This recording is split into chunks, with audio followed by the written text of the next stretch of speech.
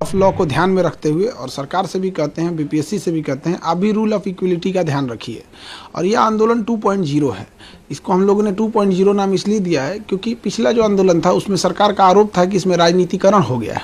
तो अब ये आंदोलन जो हम लोग कर रहे हैं ये बिल्कुल रूप से एकदम शुद्ध रूप से छात्रों का आंदोलन है। हम शिक्षक एक अभिभावक के रूप में उनका मार्गदर्शन कर रहे हैं कि वो लॉ एंड ऑर्डर भी मेंटेन रखे, बीच में कोई आके उनके भीड़ का गलत फायदा ना उठा ले। तो 2.0 में क्या है कि कोई राजनीतिक हस्तक्षेप हम लोग होने नहीं देंगे और ये 2.0 आंदोलन री एग्जाम लेकर ही लौटेगी। क्योंकि पिछले बार ऐसा हुआ था कि कुछ पॉलिटिकल पार्टियां थी वो ओवरटेक कर रहे थे, वो बीच में घुस गए थे, जिसके कारण छात्रों को भी परेशानियां झेलना पड़ा। तो क्या इस बार कोई पॉलिटिकल पार्टी? इस बार हम लोग किसी पॉलिटिकल पार्टीज को एंट्री नहीं दिए हैं। ये शुद्ध रूप से हम छात्र और विद्यार्थियों लोगों का आंदोलन रहेगा।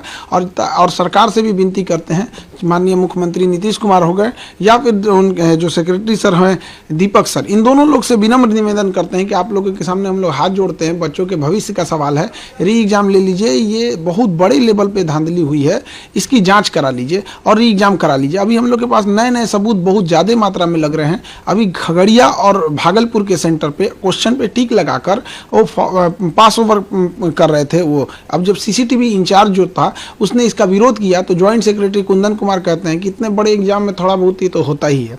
इसके अलावा सिवान का एक कॉलेज है जिसका हम लोग नाम हाईकोर्ट में बताएंगे, उसमें ब्लू कलर का बेंच लगा हुआ है, लंबा सा हॉल है और उसमें 35 मिनट एक्स्ट्रा टाइम दिया गया है। मोतिहारी का एक कॉलेज है जिसमें रूम नंबर 20 और 35 में वॉशरूम जाने के बहाने एक बच्चा उठता है और उसके जगह पे जो दूसरा बच्चा आता है वो दूसरा रहता है, चेंज हो जाता है, कैंडिडेट चेंज हो जाता है। तो इस तरह की जो बड़े बड़े धांधली हुई है इसकी जांच करा ले सरकार। और गया और नवादा के ना डीएम का कोई रिपोर्ट आया, ना ट्रेजरी इंचार्ज का कोई रिपोर्ट आया जो इस बात की पुष्टि करता है कि जो हम लोगों ने आरोप लगाया था, जो सबूत ढूंढने में 2 महीना समय लगा, वो बिल्कुल सही सबूत था। आप कह रहे हैं कि धांधली हुआ है, लेकिन बीपीएससी तो कह रही है कि कुछ हुआ ही नहीं। बीपीएससी ही मेन कल्प्रिट है। दुनिया का कौन चोर कहा है कि हम चोरी किए हैं? उस हिसाब से न्यायालय नहीं चलती है। हम लोग के पास प्रॉपर सबूत लग गया है। वो तो कहता था कि नॉर्मलाइजेशन का नोटिस भी नहीं देंगे। नोटिस दिया कि नहीं दिया? वो तो कह रहा था बापू परीक्षा परिसर वाले सब उपद्रवी हैं, दोबारा एग्जाम लिया। इतना झूठा है, कहता है कि हम नॉर्मलाइजेशन नहीं करेंगे। अब 22 सेंटर पर दोबारा एग्जाम लेकर नॉर्मलाइजेशन थोप दिया।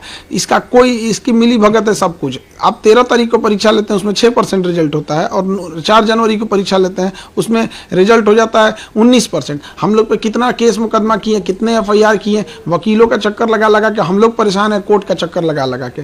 और प्रशासन का यही रवैया रहा तो अब हम भी वकालत करने जा रहे हैं। अब अपना केस खुद लड़ेंगे। 5 गो 7 गो एफआईआर करके रख दिए हैं लोग। जिसको देखो एक उधर से नोटिस थमा देता है, एक इधर से नोटिस थमा देता है। राजनीतिक पार्टी वाले भी धमकी देने लगते हैं कि एफआईआर होगा। तो हम तो एक चीज़ देखे हैं, एफआईआर से हम लोग नॉर्मल साधारण व्यक्ति डर जाता है, लेकिन वकील लोग एफआईआर को बहुत अच्छे से हैंडल कर लेते हैं। तो अब हम भी जा रहे हैं वकालत करने, क्योंकि सरकार का अगर यही रवैया रहेगा, आयोग का यही रवैया रहेगा तो डेली उठाना रहेगा केस मुकदमा। तो उससे अच्छा कोर्टे में बैठ के आदमी अपना केस खुद लड़ेगा। अब आप शिक्षक के साथ साथ वकील भी बनेंगे? अब वकील बनने जा रहे हैं। हम अब डिसाइड कर दिए हैं कि अब इस साल से हम वकालत करने स्टार्ट कर देंगे और उसके बाद धीरे धीरे, चूंकि वकालत बड़ा लंबा प्रक्रिया होती है, बहुत जटिल प्रक्रिया है।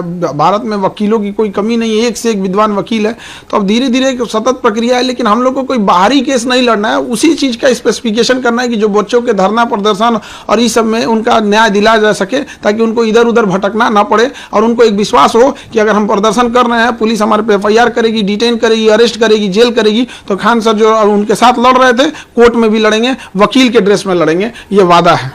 क्या कोर्ट से कितना आपको उम्मीदें न्याय है? क्योंकि जिस तरीके से कोर्ट में केसेस चल रहे हैं, तो क्या लगता है कितनी उम्मीदें आपको लग रहा है? कोर्ट में अब पहले नहीं लग रहा था कि हम लोग को क्या होगा क्या नहीं, क्योंकि सबूत उतना प्रॉपर हम लोग के पास था नहीं। लेकिन अब हम लोग को एकदम कंफर्म हो गया है कि अब जीत हम ही लोग की होगी, क्योंकि इस पूरे प्रोटेस्ट के दौरान हम लोगों ने बहुत सारे सबूत जुटा लिए हैं। अब ये आंदोलन 2.2 है। अब इसमें आज का दूसरा दिन है। आज फिर हम लोग जाएंगे गर्दनीबाग और शांतिपूर्ण ढंग से धरना देंगे।